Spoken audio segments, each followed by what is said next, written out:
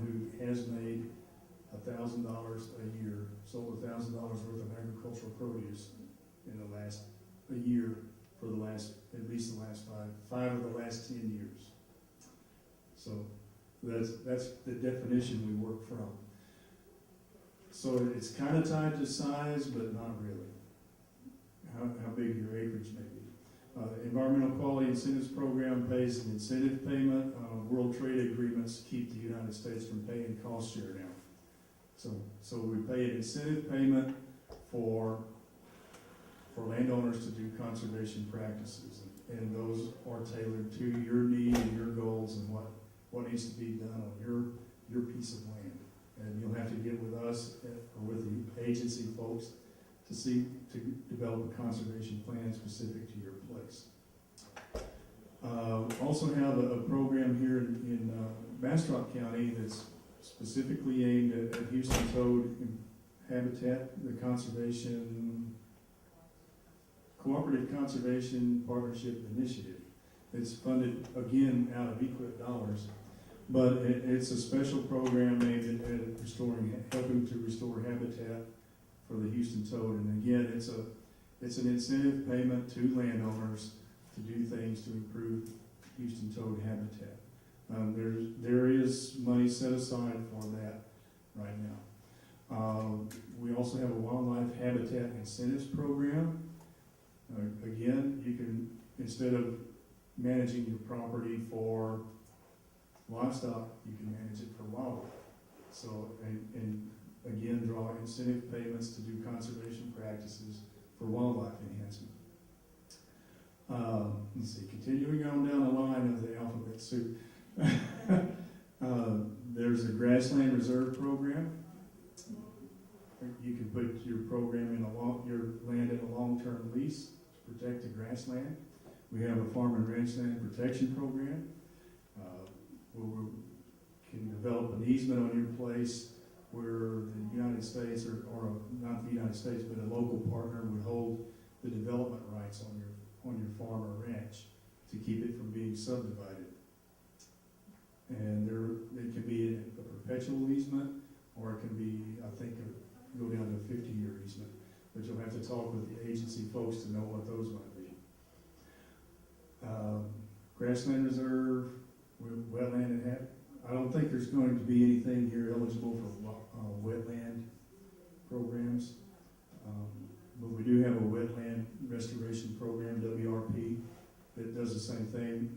Either the U.S. government can hold title to the land, or you can keep it in a long-term easement on your land where the government would come in and restore wetlands, historical wetlands on your place.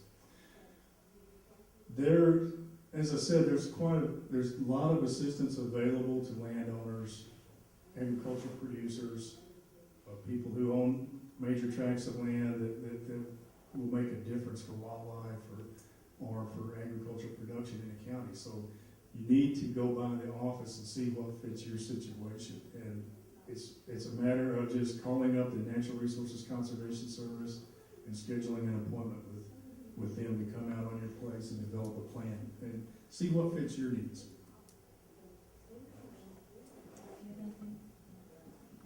Just one thing that I wanted to add, a brief summary of the different grant programs as well as contact information is also available at the Lost Pines Recovery Team table. Regarding trees, is this the time to diversify if you're going to replant trees? Like, I was thinking about the talk on the parks, on the state park, and waiting for the season. Would we have been better off if we weren't all times, or is this the time to have more than a predominant kind of tree, or is that bad for the ecosystem? Or my opinion on that is tree species diversity is tree species diversity is a good thing as far as wildlife, and also say that there was a disease that came through your property and wiped out a fire is our disease in this case, okay, but if there was a disease that came through and wiped out big component of your property, then that would be a huge impact to your landscape. So the more diversity of tree species you have, then that buffers the loss of any one of those species. So it's also a really good thing for wildlife. The more diversity of species, then the more that those trees can, the more critters that those trees can cater to. So is this a good time to increase diversity? I think this is a great time to increase diversity. But I also think that, you know, we're up against, as far as, you know, the weather predictions for our area, we're going right back into another drought that may be as bad or worse than what we just went through. What we're in. Yes, what we're in. So I would want to plant a scale of trees that I could maintain.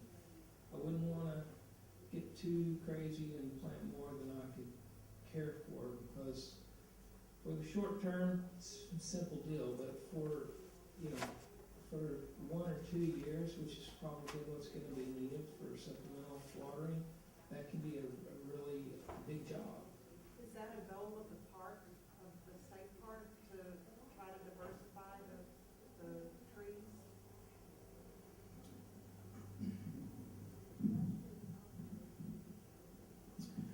Not really. Like Daniel said, we want to, you know, there was natural diversity in this landscape, depending on particular location and soil type and whatnot. There's always been a variety of trees here, including the loblolly pine. We want to maintain that diversity in the park. We're not going to really try and improve upon it, but we are going to try. Our goal and our objective as a state park is to restore the natural diversity that existed there prior. The bulk of the park was historically dominated by loblolly pine, but there's also a lot of other trees that grow in association with it. When you get into the creek bottoms and stuff like that, those are totally different. We have multiple habitat types, but the pine-dominated habitats make up the bulk of the park. We want to restore that, including the diversity of all the other trees that occur in association with the pines. Does that answer your question? Yeah, I just hadn't heard a whole lot about that as a goal today. I've heard about waiting for the pine tree seedlings to grow, and I just kind of had thought this was a good opportunity, but I hadn't heard a lot of emphasis on that. It's a good opportunity, like Daniel said, to be planning for which direction you want to take your property. And outside of state lands, you know, private property it's your property. It's you can do with it whatever you want to do with it. Now's a good time to rethink your goals for your property. And of course, as a resource agency, you know, at least for our lands, we are striving to restore native habitats that all of our wildlife have adapted to and have evolved with over the long haul, and have healthy landscapes, you know, native landscapes. But as a private property owner, you can take it in whatever direction you want to take. Well, I was thrilled when I saw little oak saplings coming up, but then I've heard today that's not such a healthy thing. Well, So I was thrilled to death to see them coming up. yeah, and it is a good thing. It's new growth. It's the deer are loving it. The deer are eating those oak, you know, regrowth stems up. There are some definite positives. It's hard to say, you know, bad things about new growth post-fire.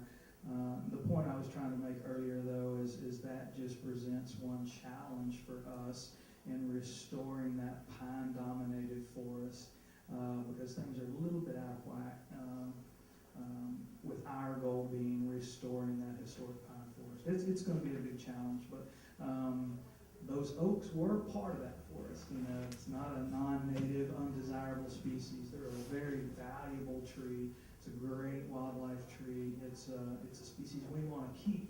We're just trying to maintain that balance. We don't want just nothing but oak trees. The difficulty comes in is that they already have their existing root source, and if it was top killed, then, well, it still has all that roots, all the stored resources in the roots, so it can quickly regenerate, whereas pine, if, you know, if there's no close seed source, then it's gonna get such a jump start on the pine, then the pine won't regenerate in the shade of the oak lawn and the oak. So you're So saying it has an unfair It's a- advantage? Yes, it's a good and it's a bad thing, but it also depends on your management objective and what you're trying to get reestablished. This gentleman over here is having some. Yeah, I live in the southern part of Tahitian, and the eastern half of my property is mainly post oaks, blackjack oaks, and a mix that obviously used to have a fair number of big old pines. I've only been there a year and a half, but I can tell that over the last 4 years or so, probably, you know, who knows, maybe it started in 2008, but probably half the pines on the western half of my property have not survived the drought. I'm wondering, since it seems like I'm probably on the border of the forest, since the forest it really doesn't exist east of the middle of my property, is it even worthwhile trying to prevent the boundary of the pine forest from moving west because maybe the soil isn't sufficiently piney for it?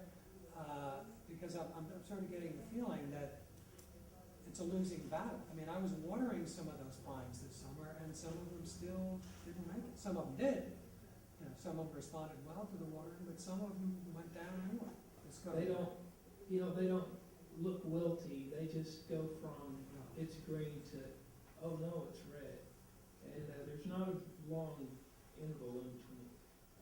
People call my pine tree die overnight. Well, it didn't die overnight, it took a while for the leaves, you know, to turn red.